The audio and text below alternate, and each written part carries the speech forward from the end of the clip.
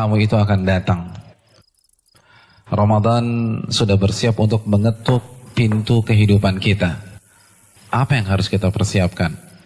Mayoritas yang hadir di sini itu sudah sering ketemu Ramadan. Namun, tahukah kita justru pengalaman kita bertemu Ramadan bertahun-tahun tersebut itu bisa menjadi bumerang. Ada sebuah kaidah yang dijelaskan oleh para ulama kita.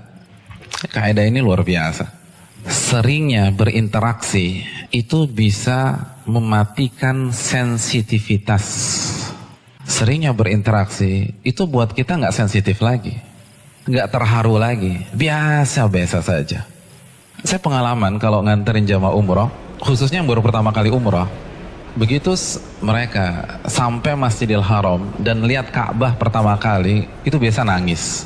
Nangis, mau jenggotnya segede gini, nangis sudah. Ngelihat Ka'bah pertama kali, luar biasa itu.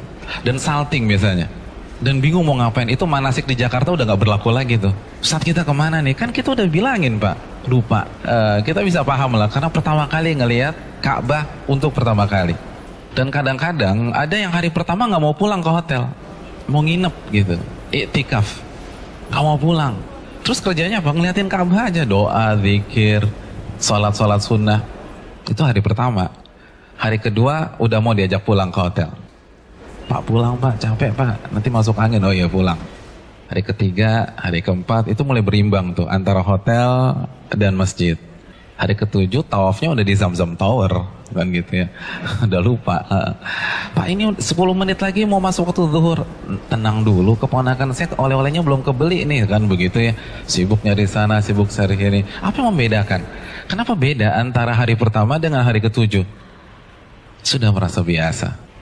Makanya kan kalau kita umroh tuh lihat deh, penjaga toko yang di sekitar ring 1 Masjidil Haram, itu kan memang ya azan kan pada tutup semua tuh. Tapi mereka kalau sholat di mana? Masjidil Haram? Enggak, mayoritas enggak, di depan tokonya dia sholat. Padahal Masjidil Haram tuh depan mata mereka. Kalau bahasa kita ngesot juga sampai. Kita bayangkan 25 juta untuk bisa sholat di sana, mereka nggak mau. Kenapa? Karena mereka melihat Masjidil Haram tuh biasa. Seringnya berinteraksi itu bisa membunuh sensitivitas. Dan bahayanya kalau itu terjadi dengan Ramadan. Karena merasa sudah sering ketemu Ramadan, biasa. Seperti fenomena tahunan aja. Nah, ini yang bahaya. Dan yang lebih bahaya lagi, banyak di antara umat Islam itu melihat Ramadan dari satu sisi aja. Kan gitu. Kalau kita dengar Ramadan tuh, yang terbesit di benak kita apa sih? Bulan apa? Bulan ampunan, kan gitu ya. Bulan penuh rahmah, bulan penuh berkah. Oh, pokoknya enak-enak aja deh. Tapi tahukah kita bahwa Ramadan jika tidak kita sikapi dengan benar, maka bisa jadi menjadi mimpi buruk bagi kita pada hari kiamat. Nabi kita SAW bersabda dalam hadis riwayat Imam Muslim, celaka seseorang. Allahu Akbar. Manusia sebaik Nabi kita SAW, semulia akhlak beliau SAW, itu sampai mengatakan celaka seseorang. Itu kan jarang banget. Jarang. Beliau dizolimi, doa beliau, Allahumma gfir li qaumi fa innahum la ya'lamun. Ya Allah, maafkanlah kesalahan kaumku. Bisa jadi mereka nggak tahu. Itu ketika terluka. Dan coba kita bandingkan dengan hadis ini. Celaka seseorang. Hal ini kan menimbulkan tanda tanya besar di benak kita. Ini orang salah apa sih? Kok bisa Nabi terpaksa memvonis dia? Mari kita simak kelanjutan hadis tersebut. Yaitu seseorang yang memasuki Ramadan, lalu ia jalani hari-harinya di bulan Ramadan sampai Ramadan berpisah dengannya, dan dosanya belum diampuni oleh Allah Subhanahu wa taala. Celaka dia, celaka dia, celaka dia, kata Nabi sallallahu alaihi wasallam. Allahu Akbar. Udah kelewatan nih orang.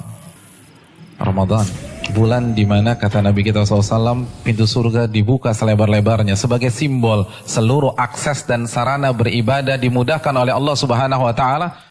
Lalu Anda nggak sholat, lalu Anda nggak puasa, lalu Anda nggak taraweh, lalu Anda nggak baca Quran, lalu Anda nggak tahajud, Anda nggak infak sedekah, kelewatan tuh orang.